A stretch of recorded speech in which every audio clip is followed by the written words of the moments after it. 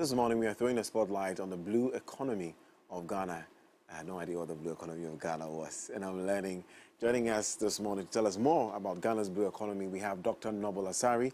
He's a senior lecturer, Department of Fisheries and Aquatic Sciences, Sectorial Liaison Officer, Center for Coastal Management.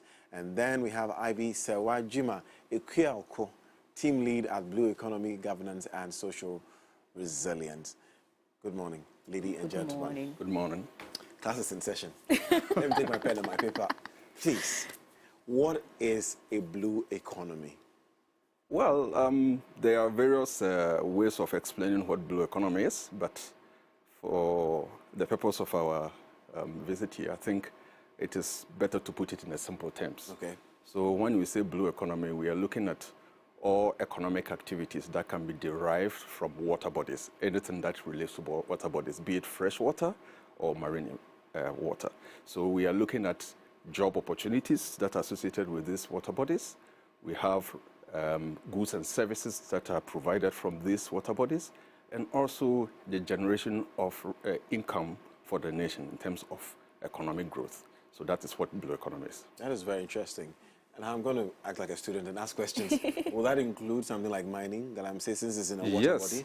Yes, okay. It includes. So it's a multifaceted sector. There are so many different activities that are in the blue economy space, some of which, as a country, we are already doing. Others, we haven't even started exploring. So I think if you give me the opportunity, I can elaborate a few of them. You can, please. For example, if you look at the country, one of the traditional blue economic activities has been fishing. Yes. We've been doing this for hundreds of years, and as a matter of fact, along the west coast of Africa, Ghana is known as one of the best fishing countries in West Africa. And so you can see that we're already doing that. There are other areas that are emerging, which means that we've started working on, but we are still not there. For example, we are doing aquaculture. We are doing quite well, but we are not there yet. We also have another one called mariculture, which we haven't started at all. That is culturing fish in the sea. Okay. So we haven't gone there. Culturing fish in the sea. Exactly. We are already doing that in fresh water. Like if you go to the Volta Lake, we have a lot of fish farms. Exactly. You can also farm fish in the sea, but we haven't done that yet. That's also blue economy. Then there are the oil and gas industry, which we've been doing that for over a decade now. So we are, I mean, on our way to getting to where we want to be, but we're still not there yet. And then there's a green areas for potential opportunities. For example, energy, where you can have tidal energy, wave energy, floating solar system. I believe for floating solar system, Bui Power Authority has even started doing something like that, but on a small scale. So there are various sectors. And we can also talk about, you were mentioning mining. We can mine salt from the ocean, and that is all part of blue economy. So I'm sure she will add some more to it. Yeah, so to add more to this, blue economy is not just about taking the resource, but ensuring a balance between gaining economic benefits from the ocean and also ensuring that the environment and the people that rely on it are not disenfranchised when it comes to the benefits. So it's like ensuring a balance between these three things, and that is like the core of the blue economy. So whilst we are mining, taking out the fish, the oil and gas, the salt, are these harming the environment? Are the people, especially the coastal dwellers, benefiting from these things, that the resources that we are taking from the ocean and also the coastal and then the other aquatic bodies? Are they benefiting? What's the state of Ghana's blue economy as it stands? Well, as a matter of fact, most people underestimate how much we are earning from our blue economy space and what the potential is. For example, if you take fisheries alone, it employs over 2 million people of Ghanaians. 2 million? 2 million, exactly. So you can see that the livelihood of a lot of people in Ghana depends on the blue economy. Exactly. And it's contributing a lot to our GDP. Of course, there has been a decline in recent years in terms of fisheries contribution to GDP, but there was a time that fisheries was contributing up to 6% of our GDP. Now that we are going into aquaculture, there is the potential to increase that contribution. So it has a lot to offer. It is also providing food for our Ghanaian populace. So when we talk about food security, it is important. Without fish, it would be a disaster for the country. As a matter of fact, every Ghanaian, on the average, every Ghanaian consumes about 23 kilograms of fish every year. Every year? Every year. Each Give of me a us. fair idea of what 23 kilograms is like. if you put it in Like a sack. 25 kg bag, so like exactly. just a little Okay. out of it. The So little like small bag of rice is 5 kg. Yes, so you have so 5 of 25 that. kg, About that 5 big, of that. huge one. Yes. Exactly. It's what everybody is, on average, is Yeah. consuming every Yeah, year. it's more than that, though. You eat more you than can that, see- so I like that's fish the a lot. average. Right. Average. So you could be an extreme That's person. interesting. Yeah, so you can see how important that alone, so that is one out of many things that you can get out of the blue economy space. So it's contributing a lot. Yeah, and then when it comes to maritime trade, about 80% of our trade happens via the ocean. So your shoes, your attire, everything that are imported, most of them come via maritime trade. So the shipping industry. The shipping industry. That's where the roots they Yeah, the routes. use So is the marine environment. yeah. Very impressive. I'm learning a lot this Yeah. morning. And but- you talked about the benefits to the inhabitants, the coastal dwellers. Well, unfortunately, when you go along our coast, you can say that they are most of the deprived and poverty-ridden communities, and that is unfortunate. And we wouldn't say because there aren't benefits coming from the blue economic sectors. It's a multitude of factors affecting that.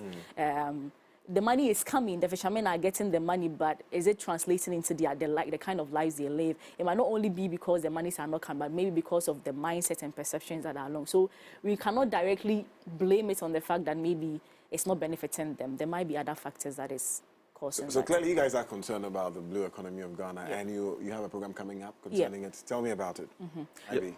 So, Okay, so we have a conference that we organize every 2 years. And this year, the theme is on blue economy. It is dubbed Inclusive Blue Economy of Africa and Towards Sustainable Transformation and Resilience of the Marine Environment. Okay. So if you look at the theme, it is touching on 3 important things. Okay. First of all, it is a space that has multiple stakeholders. A lot of people's livelihood depend on it. And in order to sustainably explore and exploit those resources and opportunities, we need to work together to make sure that it is sustainable to begin with.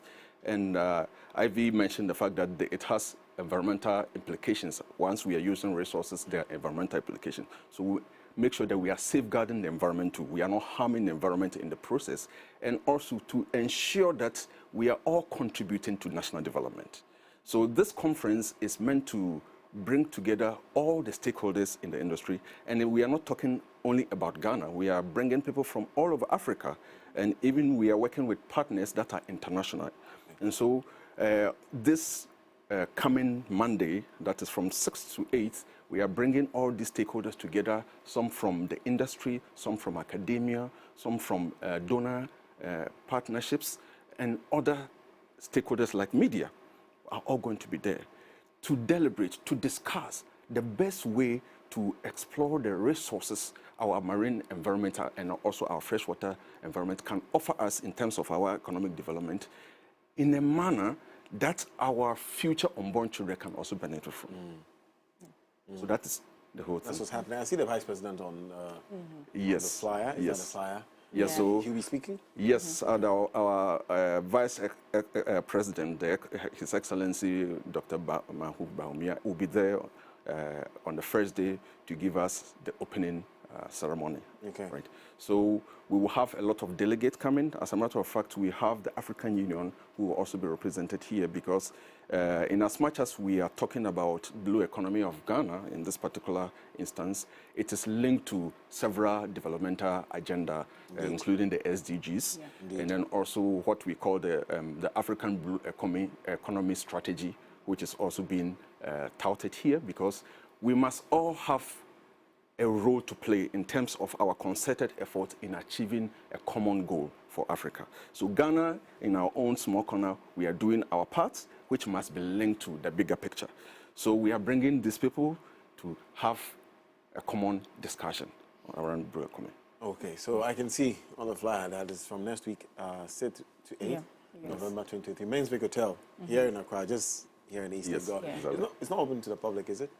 Well, so for now, the event is hybrid. Okay. So we have the in-person part of the conference, which at the moment is full. Okay. So we are full capacity, but we have opened it up for virtual participation, which is open to the public. So we have a link, I'm sure, in the due course, it could be shared with the public. And we are having funding from donor agencies. Okay. So they want to make sure that a lot of people are participating. So the virtual participation is at no cost. Beautiful. So all you have to do is to register through the link, and then you'll be given the access to all the events. So there are going to be 8 sub-themes that will be running concurrently, besides the 2 plenary sessions that will run. And the 8 sub-themes will be looking at different facets of blue economy, including fisheries. We have energy, we have coastal development, we have socioeconomics, and we have emerging blue economies. So there are a lot of things which can pique the interest of people who want to join. And so we invite everyone who is interested, including yourself. I'm interested in the tilapia part of it. That's what I'm interested in. Yeah. Well, it's good to know. Thank you so much. For more information, where do we go to? Do you have our social handles or a website? Yes, so I don't have it off the details, but we can provide the details so that we can share with you, listening public. Okay, so guys, Blue Economy is happening, Menswick Hotel, 6 to 8 November 2023, 8 a.m. each day. You can also join them online, so you don't have to be there in person. It's full if you don't, you're not on the list. Thank you very much, Doc. Thank you very much, Ivy. Thank you as well. Thank you. It's still Thursday, you know, one of my favorite days in the week when it comes to the show. Throwback Thursday, I believe, is up next.